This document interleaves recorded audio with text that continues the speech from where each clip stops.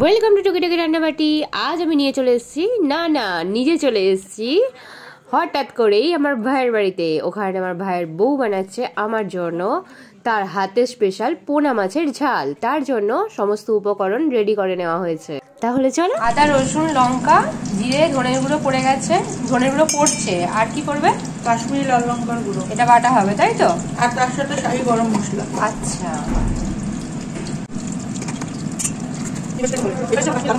আর এখানে 3টে এলাচ আর দারচিনি ভালো করে থেতো করে নেওয়া হয়েছে। ভাজা মাছটা তুলে নেওয়া হচ্ছে। আলুগুলো নুন হলুদ দিয়ে মাখানো ছিল তো, বাড়িটাই ভেজে নেওয়া হচ্ছে। কিছুটা তেল তুলে রাখা হচ্ছে। কালো জিরা ফোড়নে পড়ে গেল। আর গোটা গরম মশলা যেটা আমরা কুটে রেখেছিলাম। আচ্ছা, এর সাথে একটু চিনি। এরপর কি? পেঁয়াজ ভাজার সময় একটু নুন দিতে হবে। নুনটা দিলে পেঁয়াজটা তাড়াতাড়ি মজে আসবে। পেস্ট করা মশলাটা এখানে দিয়ে দেবো।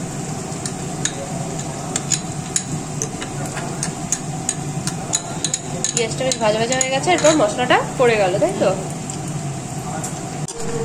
এর সাথে একটু মশলা ধোয়া জলটা দিয়ে ভালো করে মশলাটা আরো ভালো করে কষিয়ে নেওয়া হচ্ছে। এবার ঢেকে দিতে হবে, কারণ ঢাকার ফলে যত ঘ্রাণ আসবে টেস্ট তত বেশি আর স্মেল তত ভালো আসবে।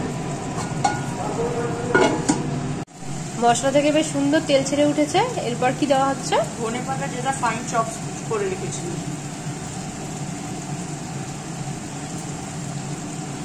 এবার এখানে দিচ্ছি টমেটো। টমেটোগুলো আর একটা দারুণ এসছে।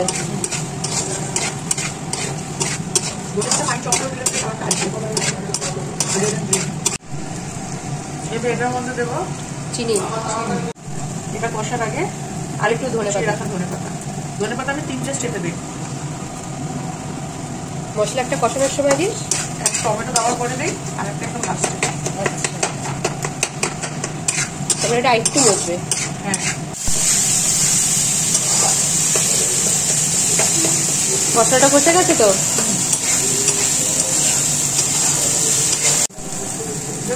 দাও। এবার একটু ঝোলটা পড়ে যাচ্ছে, অর্থাৎ জলটা পড়ছে। জলটা ফুটে গেছে।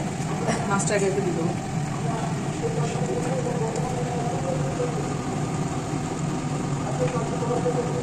মাছগুলো ঝোলের মধ্যে পড়ে যাচ্ছে। এবার মাছগুলো একটু ঝোলের মধ্যে ঢুকে যাক। চাপা দিয়ে দিবি নাকি এখন?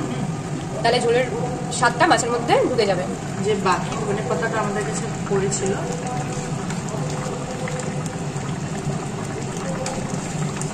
একদম ফাইন চপ ধনে পাতা,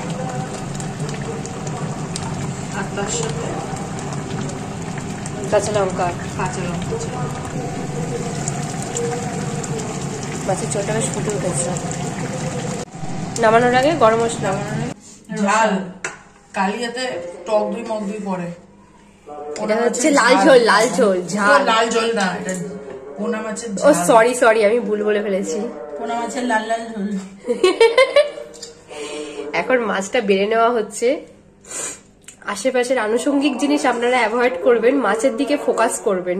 নামকরণ নিয়ে আমাদের এই তর্ক চলতেই থাকবে, বাট আপনারা কিন্তু এই রেসিপিটা একবার হলেও ট্রাই করবেন। দারুণ খেতে হয়েছিল। টাটা, দেখা হচ্ছে পরের রেসিপিতে।